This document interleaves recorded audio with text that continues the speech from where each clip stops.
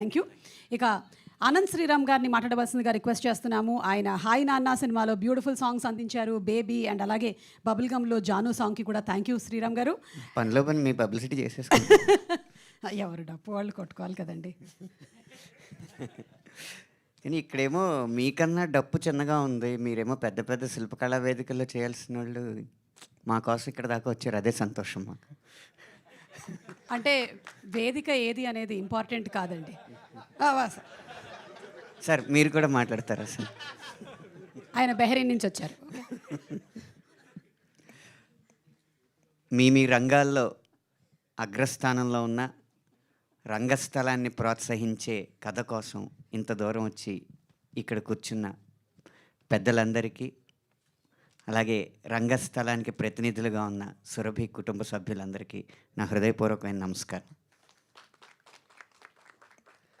నాకు ఈ సినిమా ఎందుకు ప్రత్యేకం అంటే, నా రచన అనే ఈ వృక్షానికి మూలాలు, వేళ్ళు ఎక్కడున్నాయా అని ఎత్తుక్కుంటే అవి రంగస్థలంలోనే ఉంటాయి. చిన్నప్పుడు సరస్వతి శిశు మందిర్లో చదువుతున్న సమయంలో పౌరాణిక నాటకాలు మా చేత వేయిస్తూ ఉండేవాళ్ళు. అప్పుడు ఆ నాటకాల్లో డైలాగులు, పద్యాలు చెప్తున్నప్పుడు ఈ చెప్తున్న వాడి కంటే చెప్పించిన వాడి కృషి ఎక్కువ ఉంది కదా అని ఆ వయసులో నాకు అనిపించి రచన వైపు నేను మరలడం జరిగింది. నాకు రచన మీద ఆసక్తి కలిగించిన ఆ రంగస్థలానికి ముందుగా నా కృతజ్ఞతలు. అలా నా మూలాన్ని స్పృశించిన కథని నా ముందు తీసుకొచ్చి నా చేత పాటలు రాయించిన అర్జున్ సాయి గారికి కూడా నా హృదయపూర్వకమైన ధన్యవాదాలు. కాకపోతే రంగస్థలం గురించి కానీ, రంగస్థలం నేపథ్యం గురించి కానీ రాసిన పాటలు నావి కాదు. ఇందులో ఎంత కళాకారులకైనా వారికి ముద్దు ముచ్చట ఉంటుంది, ప్రేమ పెళ్ళి ఉంటుంది. కాబట్టి నా చేత ఒక పాట మొదటి ముద్దు గురించి పూర్తిగా ఒక పాట మొదటి ముద్దుని వర్ణించే పాట రాయించారు. రెండవది marriages are made in heaven అని పవిత్రమైన వివాహ బంధం గురించి రాయించారు.